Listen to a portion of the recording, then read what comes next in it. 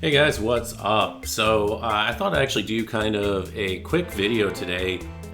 You may know that I did a video kind of analyzing G9 before, and I got some interesting comments on it. One of the comments was that while it was a good video, it really didn't focus on G9 so much as it just focused on sort of the habits of great players. And I think there's definitely something to that criticism. And I also got another criticism that I didn't focus enough on his Greatsword play. And that was also another very good criticism because that's a big part of what he does. And unfortunately, the video ended up just running too long. I ended up having to cut it. Okay, so the Greatsword footage got left on the cutting room floor, and it's always bugged me, and I've always wanted to kind of come back to it. Well, G9 released a video today that showed off some of the best elements of his Greatsword play. This is actually a new video of his about some of the things that could go wrong with Elden Ring. I'll leave a link to it in the description. I'm sure most of you are already watching his videos. You definitely should be if you aren't, because you will learn so much from watching his videos. And today I wanted to kind of use his footage here and talk about the defining characteristics of his Greatsword play, because I think it's probably the one weapon that's most associated with him. He plays it really well, and it's a somewhat unique weapon. Like, a lot of players will use Greatsword in invasions, but G9 uses it a lot, and he'll use it in duels too. And if you've ever played Greatsword in duels, especially against reasonably competent players, you will know it is a difficult weapon to play against good players. When I try to do it, I usually get pushed around and bullied quite a bit. G9 manages to do a very good job of not doing that. So the other interesting point I want to make sure that I bring up, for those who don't know, G9 has a video. It's a bit older now. It's essentially called like How to Play Greatsword. He made that video 2-3 years ago, I think. A lot of his plays evolved since then, so there's more to his game than is in that video, but absolutely, if you've not seen that video, I highly recommend you go and check it out. And by the way, I'm doing this all live, off the cuff. I'm just letting this video play in the background here. So it may not be quite as clean as some of my other videos. I'm just gonna kind of go for it here. So make sure you check out that video on how to play Greatsword. There's a lot of great things. I'm not gonna get into every detail about his Greatsword play here. There's not enough time. I wanna focus on a couple specific issues or specific things. So I first wanna think about, what is the central challenge of playing Greatsword in a duel? And to me, it really comes down to a couple things. When you play with Greatsword, every weapon attack that you have is easily reactable by your opponent. Even players that aren't that great can reaction roll it. Even players that might panic roll other attacks won't panic roll Greatsword. Now sure, some players will panic roll Greatsword, but for the most part, players will not. So the fact that it's easily reactable, coupled with the fact that it has hyper armor, can kind of put you in a bad position, because what will end up happening is players can start being very reactive and very passive against you. And anyone that's played Greatsword for any amount of time knows this frustration in trying to deal with players who try to kind of outpassive you. And what's interesting is you start thinking about the dynamic here, because if you play against Greatsword, chances are you play against it the way that pretty much I play it, and I imagine most players do. You essentially you run around and you try to bait whiffs from your opponent. You try to bait whiffs that you can outspace and whiff punish with something faster. I mean, that's like essentially the go-to strategy against Greatsword, right? Well, G9 is no fool. He knows that this is the strategy that most people employ.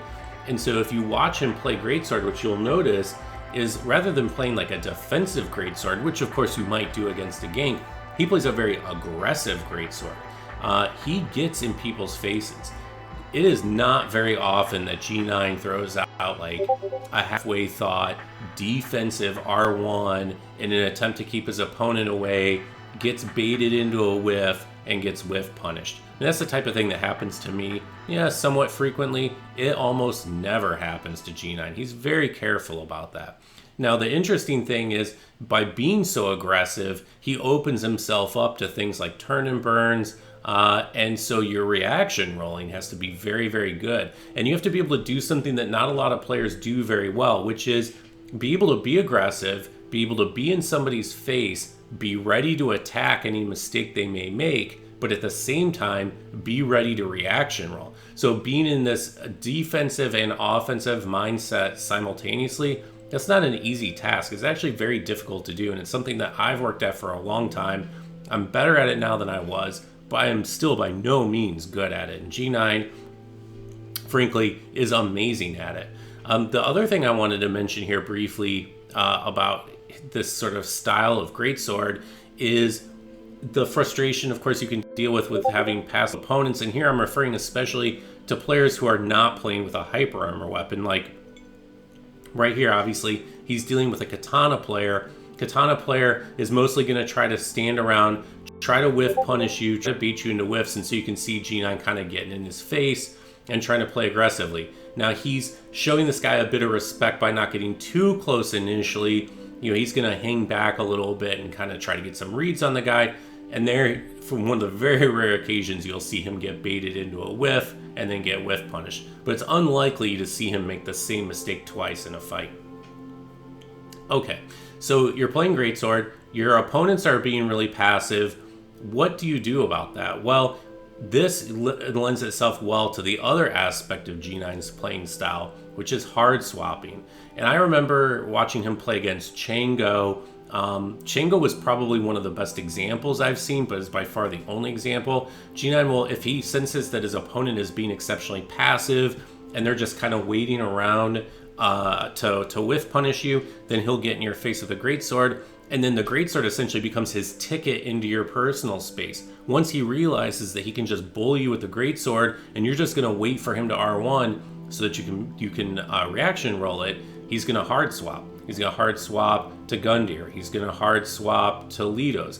By far the most common, though, especially in duels that I see him swap to, is the Corvian. The Corvian is kind of his go-to.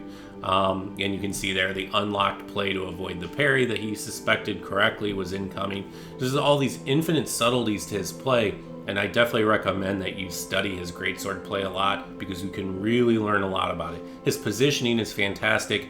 He has a really great sixth sense of when attacks are coming, so he'll run at people, and then at the last moment he'll kind of break off to outspace any attack that comes.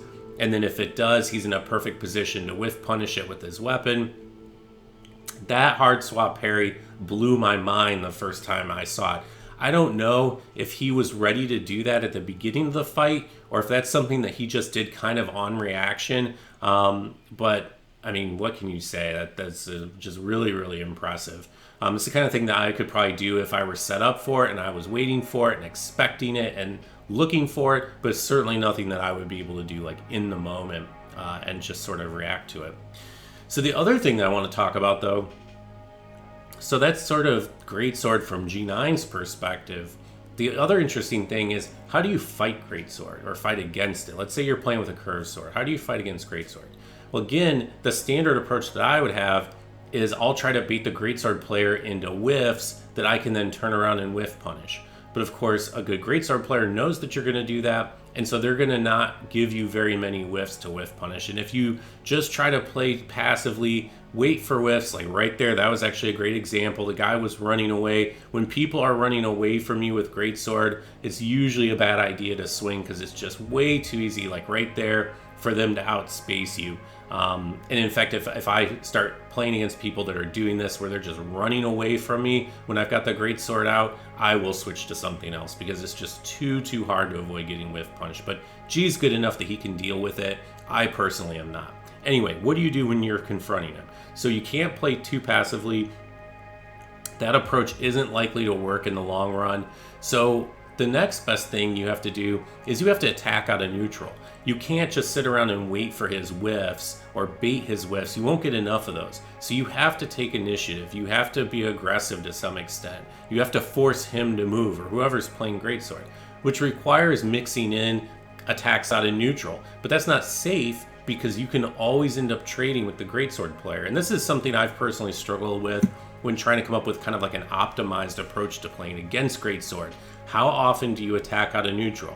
You've got to attack often enough to make the other person respect you and not let them just get in your face and push you around. But you can't attack so often that the other player profits from throwing out R1s in neutral and catching you in the middle of a trade, because especially in a duel, I mean, you basically get 1 or 2 trades like that and the fight's over. So you've got to be really gifted at getting reads about your opponent's tendencies and making sure that you don't keep throwing out the same types of neutral R1s over and over. Like if you go for a turn and burn, okay, you can do that. But if you keep trying to go for turn and burns, you're just going to play way too passively and he's going to punish you. So you've got to try to look for spots where you can open it up, throw attacks out of neutral, run the risk of a trade, but force him to kind of respect you and be afraid to get into your personal space. Because once you do that, now you've opened up the door to the baiting and the whiff punishing game. But you have to earn that by throwing out attacks out of neutral. And I've watched really good players fight against JeeNiNe's Greatsword, and the really best players are good at this, and they seem to have a good sense of how often they should be throwing out those neutral attacks, and they do end up getting punished sometimes. They do end up trading with him. Somebody that I really like to watch is Gabri, because Gabri, I think more than anyone I've ever fought, has this gift for knowing when you're going to attack versus when it's just a feint. And when he plays Greatsword, he like calls me every time. Every time I actually attack instead of feinting, he always somehow knows.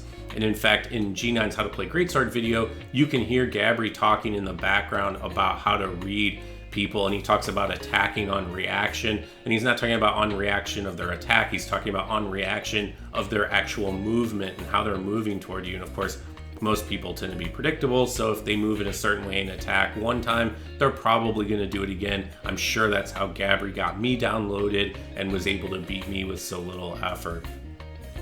I think that's pretty much what I wanted to say. Quick video. This is just a topic that I think not enough people talk about. I'm curious to hear what you guys think about his Greatsword play.